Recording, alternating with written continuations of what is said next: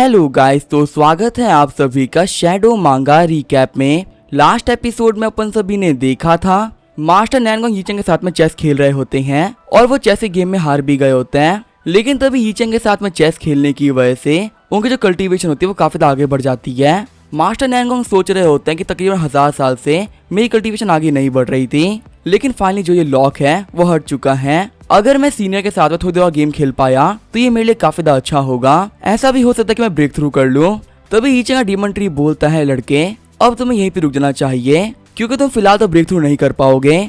Master नैनगोंग सोच रहे होते कि मैं ये बात तो कह सकता हूँ कि जो यहाँ पे डीमन ट्री है ये कम से कम 10,000 साल पुराना है और जिस भी बंदे ने डीमन ट्री को इस कोर्टयार्ड में प्लांट किया होगा वे काफी ज्यादा पावरफुल एक्सपर्ट रहे होंगे। पर आखिर जो ये डीमन ट्री है ये मुझसे बात क्यों कर रहा है? झुकते हुए मास्टर नैनगोंग बोल रहे होते हैं कि जूनियर काफी इंपल्सिव हो गया था, मेरी गलतियों के लिए सीने मुझे माफ कर दीजिएगा।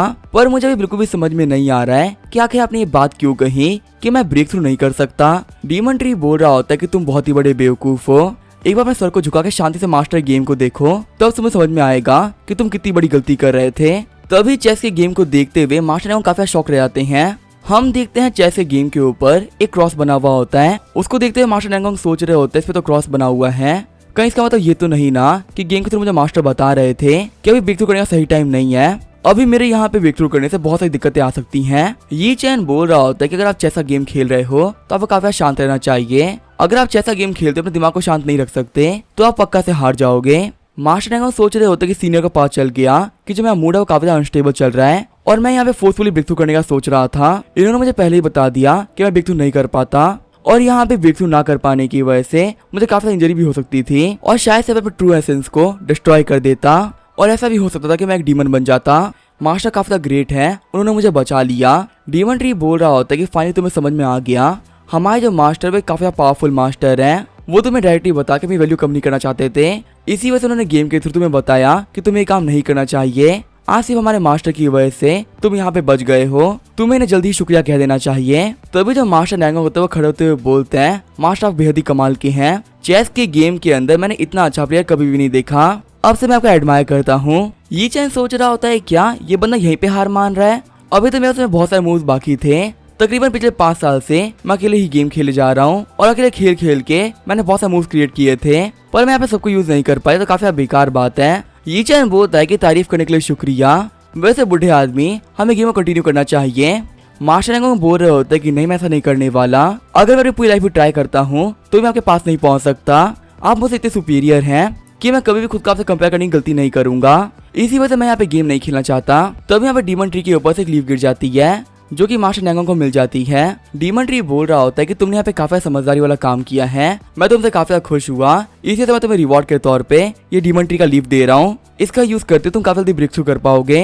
मास्टर नैनगोंग बोलता ठीक है सीनियर, मैं समझ गया। मास्टर नैनगोंग बोल रहे होते हैं कि सीनियर आपका परेशान करने के लिए माफ करिएगा, ठीक है फिर मैं यहाँ से चलता हूँ। ये बोलते वो धीरे धीरे वहाँ से जाने लगते हैं। ये चैन बोल रहा होता है कि ये बंदा काफी अजीब था, ये अचानक से यहाँ पे भाग क्यों गया? कहीं ऐसा तो नहीं कि इसको बैम्बू ट्री से काफी एलर्जी हो, क्योंकि कब से यहाँ पे बैम्बू ट्री कोई घुरे जा रहा था। वही जो मास्टर नैनगोंग होते हैं वो ज़ोन टावर से बाहर निकल गए होते हैं। मास्टर नैनगोंग बोल रहे होते हैं मुझे कभी भी नहीं लगा था कि ताज़ा हुनर के अंदर एक इतना पावरफुल मास्टर होंगे जो इस एक्लूजन में रह रहे हैं। एक इतना पावरफुल मास्टर से हारना मेरे लिए काफी प्राउड की बात है। मैं तो फालतू काफी परेशान हो रहा था कि पता नहीं मुझे किसने हरा दिया होगा, पर यहाँ पे सब कुछ बिल्कुल ठीक है। सीन चल रहा है, हमें टाइटन होलियन का सीन दिखाया जाता है। कहानी सुनाने वाला बता रहा होता है कि जो यहाँ पे मार्शल आर्ट कॉम्पिटिशन थी अब वो खत्म हो चुकी है।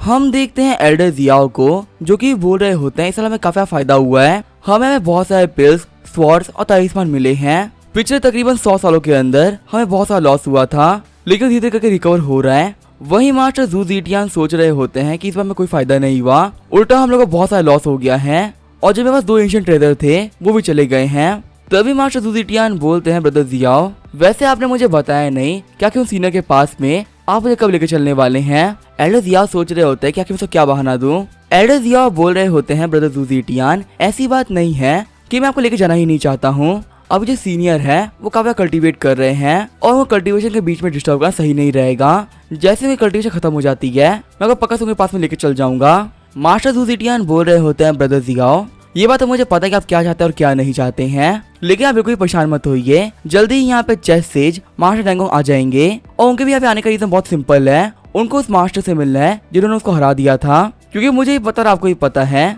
कि मैं मास्टर नैंगोंग के सिखाए हुए चालों पे चल रहा था, वही यहाँ पे सुप्रीम मास्टर के चालों को यूज कर रहे थे, जिससे वो सुप्रीम मास्टर जीत गए थे। शॉक होते हुए एल्डर जियाओ बोल रहे होते कि क्या तुमने क्या कहा, जो चेस से मास्टर नैंगोंग है वो यहाँ पे आने वाले हैं, वो तो काफी पावरफुल मास्टर है ना। कहा जा रहा था कि 50 साल के अंदर ही वो ब्रेक थ्रू करने वाले हैं और ब्रेक थ्रू करने के बाद में वो काफी पावरफुल हो जाते। एल्डर जियाओ सोच रहे होते हैं कि मास्टर नैंगोंग काफी पावरफुल मास्टर है, अगर वो मेरे पास में आते हुए कहते हैं कि उनको सीनियर यूचेन से मिलना है तो मैं उनको मना नहीं कर पाऊंगा, क्योंकि इतने पावरफुल मास्टर को ऑफेंड करना बिल्कुल भी सही नहीं रहेगा। मुझे कभी भी नहीं लगा था कि जो जू ज़िटियान है वो यहाँ पे मास्टर नैंगोंग के नाम को यूज करेगा, जिसे मैं उसको सीनियर यूचेन से मिलवा दूं। तभी वहाँ पे एक गार्ड आते हुए बताता है कि जो मास्टर नैंगोंग है वो यहाँ पे आ चुके हैं। जू ज़िटियान खुश होते हुए बोल रहा होता है सीनियर नैंगोंग आप फाइनली यहाँ पे आ ही गए। वही एल्डर जियाओ बोल रहे होते हैं कि सीनियर नैंगोंग से मिलके मुझे काफी ज्यादा अच्छा लगा। मास्टर नैंगोंग भी खुश होते हुए बोल रहे होते हैं कि दोनों होलियर को मैं भी ग्रीट करता हूँ, आप लोगों से मिले हुए काफी लंबा टाइम बीत चुका है, उम्मीद है कि मेरे यहाँ पे आने से ब्रदर जियाओ कोई भी दिक्कत नहीं होगी। एल्डर जियाओ बोल रहे होते हैं कि आप लोग के यहाँ पे आने से आखिर मुझे क्या प्रॉब्लम हो सकती है, उल्टा में टाइटन होलीलैंड के अंदर आपका आना हमारे लिए काफी ऑनर की बात है। मास्टर नैंगोंग बोल रहे होते हैं होली लॉर्ड तुम्हें इतना पढ़ने की कोई भी जरूरत नहीं है, लास्ट टाइम वो तुम ही थे जिसे मैं 4 ड्रैगन स्पिटिंग फॉर्मेशन तोड़ दिया था और तुम्हें काम करते हुए देख के मैं काफी एक्साइटेड हो चुका था। यहाँ पे तक कमाल काम करने के लिए मैं तुम्हें एडमायर करता हूँ। वही एल्डर जियाओ सोच रहे होते मैंने तो कुछ किया ही नहीं है, यहाँ पे सब कुछ करने वाले मास्टर यी चैन थे। जू ज़िटियान बोल रहा होता है सीनियर नैंगोंग आपको यहाँ पे एक चीज नहीं पता है, जो हमारे ब्रदर जियाओ चेस में काफी ज्यादा अच्छे हैं पर वो इतने भी अच्छे नहीं है कि आपकी फॉर्मेशन को तोड़ दें। आपकी फॉर्मेशन तोड़ने में यहाँ पे किसी ने इनकी हेल्प करी है। जिस मास्टर ने चेस सीखा है वो एक काफी पावरफुल मास्टर है। मैं इनसे कब से कह रहा हूँ कि मुझे उसे मिलाने के लिए लेके चलिए, पर ये मुझे वहाँ पे लेके ही नहीं जा रहे हैं। कैसा लगेगा कि आप होली लॉर्ड से बोले कि वो हम लोग को लेके सीनियर के पास में लेके चले, उनके साथ में चेस का गेम खेलने में काफी ज्यादा मजा आएगा। हो सकता है ब्रदर नैंगोंग आपको कोई टक्कर का इंसान मिल जाए। जू ज़िटियान की बातों को सुन के एल्डर जियाओ काफी गुस्सा आ रहा होता है। चिढ़ते हुए एल्डर जियाओ बोल रहे होते चुप हो जाओ, तुमने कब से मैं दिमाग खराब कर रखा है। जू ज़िटियान बोल रहा होता है ब्रदर जियाओ आखिर कब तो सीनियर को हमसे छुपाते रहेंगे, वैसे भी उनको छुपा के आपको कोई फायदा नहीं होने वाला। जू ज़िटियान सोच रहा होता जो हमारे सीनियर नैंगोंग है उनको चेस खेलना काफी ज्यादा पसंद है और मैंने उनको यहाँ पे बता दिया कि कैसा मास्टर जिन्होंने उनकी फॉर्मेशन को तोड़ दिया वो यहाँ पे प्रेजेंट है, तो ऐसे मास्टर से बिना मिले जाना वो ऐसा कभी भी नहीं करेंगे। और यहाँ पे सीनियर नैंगोंग के चक्कर में मैं भी मास्टर से मिल लूंगा, अगर वो मास्टर ने मुझे फेवर करना स्टार्ट कर दिया तो ये मेरे लिए काफी ज्यादा अच्छी बात होगी, हो सकता है कि मैं भी काफी ज्यादा पावरफुल बन जाऊँ। मास्टर नैंगोंग बोल रहे होते हैं कि अगर मैं सच कहूँ तो होलीलैंड में आने से पहले ही मैं उन मास्टर से मिल चुका हूँ।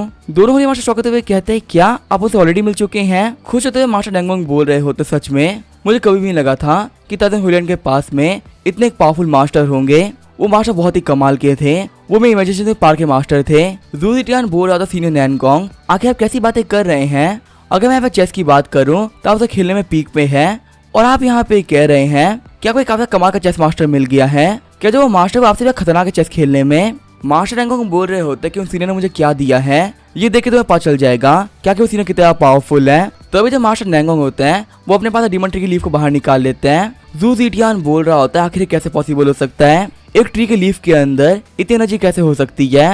एल्डर जियाओ बोल रहे होते मैं इस पत्ते को जानता हूँ, ये तो हमारे सीनियर के जो कोर्टयार्ड है उसमें लगा हुआ एक पेड़ डीमन ट्री उसी का पत्ता है। मास्टर नैंगोंग बोल रहे होते कि तुम दोनों बिल्कुल सही कह रहे हो, यहाँ पे सिर्फ एक लीफ का यूज करते हुए कोई भी ब्रेक थ्रू कर सकता है और ऐसा भी हो सकता है कि इसका यूज करते हुए मैं माया नीले में पहुंच जाऊं और पहले से बेहद ज्यादा पावरफुल बन जाऊं। जिन सीनियर से मैं मिलके आ रहा हूँ वो कल्टिवेशन में इतने पावरफुल थे कि उनके लेवल को मैं समझ तक नहीं पाया। शौक होते हुए मास्टर जू ज़िटियान बोल रहे होते कि आखिर इतना पावरफुल मास्टर कैसे हो सकता है। जितना ज्यादा मैं सीनियर के बारे में सुन रहा हूँ मुझे उनसे उतना ही मिलने का मन कर रहा है, क्योंकि आखिर एक इतना पावरफुल बंदा कैसे एग्जिस्ट कर सकता है। सीन चेंज होता है, हमें यूहू सिटी का सीन दिखाया जाता है। ये एक ऐसी जगह है जहाँ ब्लैक एम्पर जैसे डीमंस रहते हैं।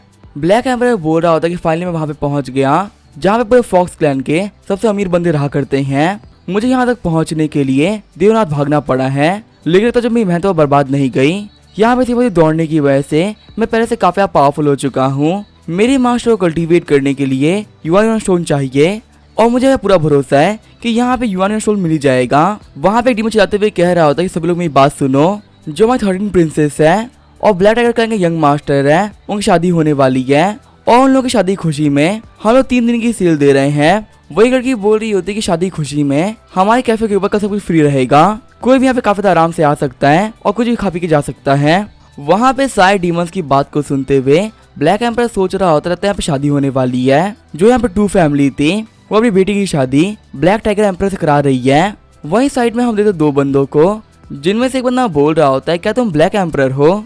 ब्लैक एम्परर क्या तुम्हें बिल्कुल भी डर नहीं है? नैनलिंग के अंदर जो 7 डीमन किंग्स हैं वो तुम्हें ढूंढ रहे हैं और तुम्हें इतनी हिम्मत आ गई कि तुम यहाँ पे मेन कोर्ट में आ चुके हो।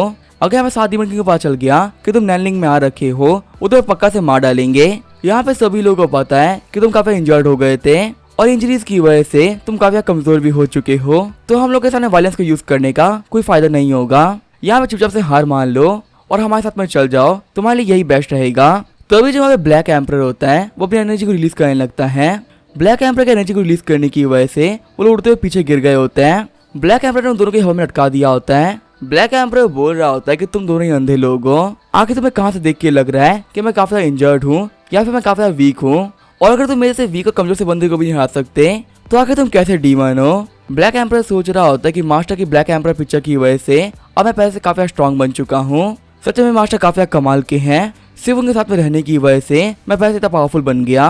पहला वाला बंदा बोल रहा होता है आखिर कैसे पॉसिबल हो सकता है, तुम्हारी बॉडी का जो ऑरा था वो काफी चेंज हो चुका है। दूसरा वाला बंदा बोल रहा होता है कि तुम्हारे ऑरा को देखते मैं ये बात तो कह सकता हूँ कि तुम यहाँ पे जल्दी ब्रेक थ्रू करने वाले हो और ब्रेक थ्रू करने के बाद में तुम डीमन की रील में पहुंच जाओगे। ब्लैक एम्परर बोल रहा होता है जो तुम्हारी प्रिंसेस रोजी है क्या उनकी शादी मिंगयान से हो रही है, जो कि ब्लैक टाइगर क्लैन से बिलोंग करता है।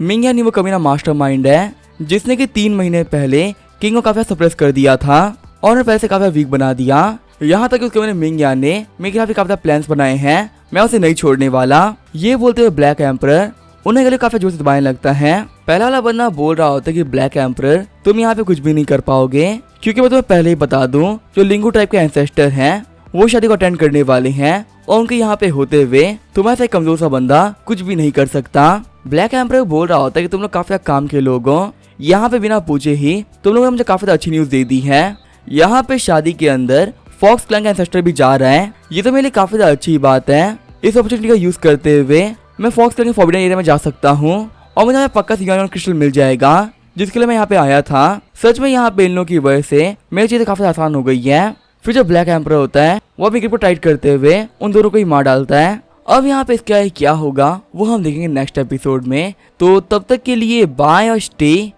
ट्यून।